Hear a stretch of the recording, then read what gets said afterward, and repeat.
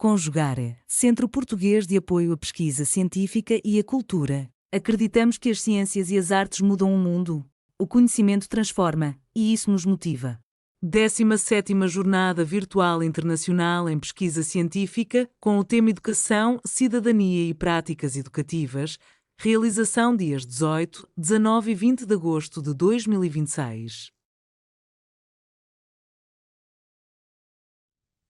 Olá, eu sou Ana Gabriela Fernandes e hoje nós vamos apresentar o projeto Sítio dos Saberes, um jogo educativo para a promoção de reflexões sobre ciência e diversidade.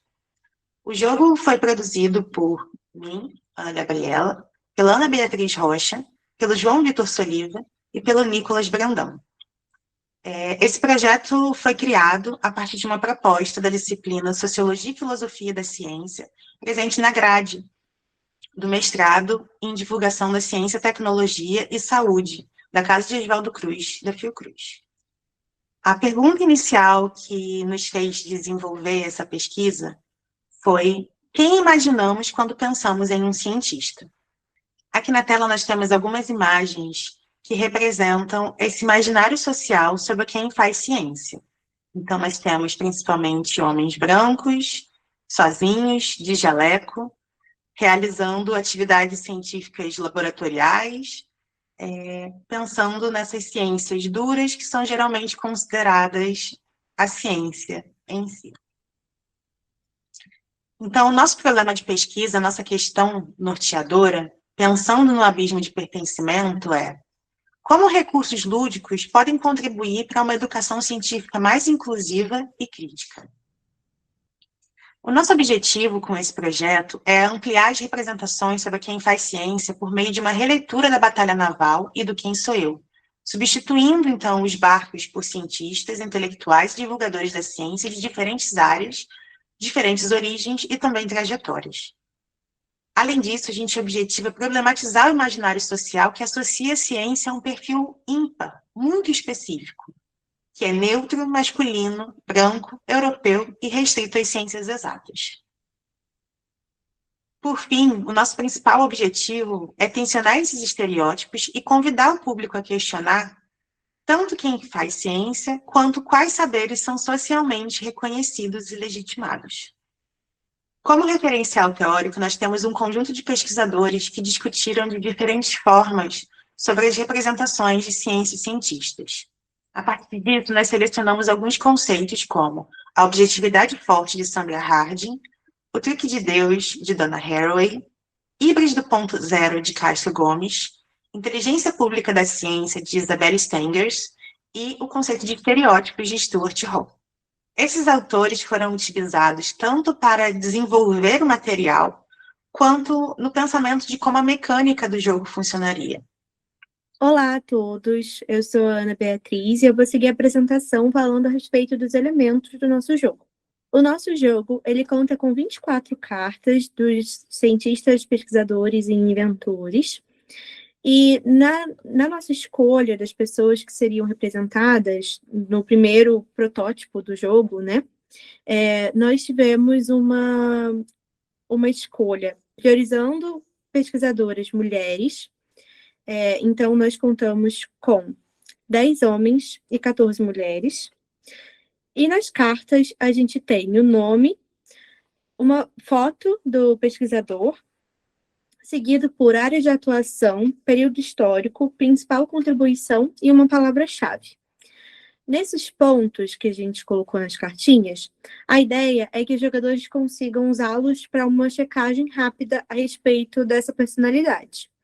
E também, em algumas das cartinhas, a gente consegue encontrar correlações entre os pesquisadores. Nossa ideia com isso foi também mostrar que a ciência se faz a partir de uma rede de colaboração, e não com gênios isolados. Além disso, nós temos também o e-book com as mini-bios e informações adicionais sobre cada um dos pesquisadores. A ideia com ele é que os jogadores possam ter a possibilidade de se aprofundar no conteúdo. Temos também o tabuleiro, um grid de 4x4, né? Onde o jogador pode marcar os cientistas nesse tabuleiro. Cada cientista ocupa 3 quadrados. E também, no lado do lado, né, o sítio do jogador 2, é onde a pessoa consegue marcar a previsão de como é o sítio do outro oponente. E a partir disso, a ideia é situar o jogador em um sítio de escavação, né, um sítio arqueológico, tirando a ideia de batalha naval original, né? Então, o vocabulário de guerra foi substituído por um vocabulário de artefatos que estão sendo descobertos e escavados. E a ideia é incentivar que a pessoa leia o e-book e se adentre no material para que consiga acumular mais pontos. Então, como que isso acontece? No seu turno, você consegue investigar o sítio arqueológico do oponente, através de perguntas como A1. Você indica, né, a posição que você acha que o cientista está escondido no sítio arqueológico do oponente. E aí, se tiver algum cientista nessa posição A1, que eu dei como exemplo, o oponente precisa dar uma pista.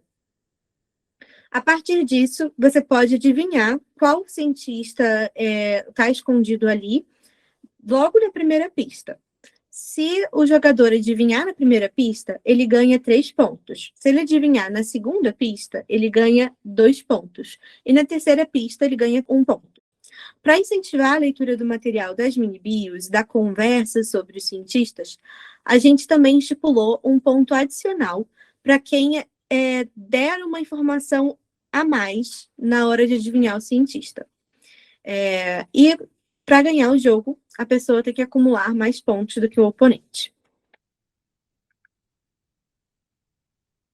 E quais são os diferenciais do nosso jogo? O nosso jogo ele pretende incentivar a aprendizagem ativa. Então, o jogador ele está tanto descobrindo histórias de outros cientistas, como se colocando numa posição de cientista também. Nesse movimento de escavar conhecimento, de pesquisar nas mini-bios, ele também consegue experienciar um pouco do que seria essa atividade de pesquisa, né? Além disso, o nosso jogo ele é altamente replicável e acessível.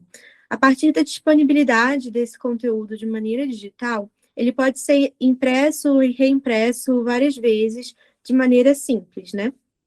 Além disso, ele pode ser usado tanto na educação formal e informal, sem precisar de grandes estruturas para que a atividade seja feita.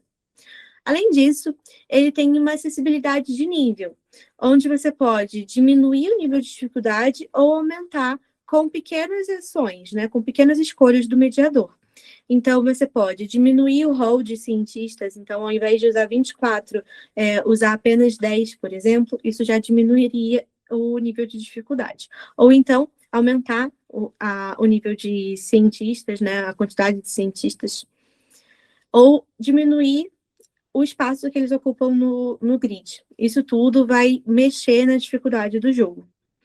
Além disso, existe a modularidade e a possibilidade de cocriação, onde os jogadores podem passar a criar suas próprias mini-bios e suas próprias cartas com novos cientistas, ou situar esse jogo em lugares diferentes. Então, numa proposta de saberes, promoção de saberes locais, por exemplo, pode haver a construção de novos mini-bios e novas cartas para o jogo.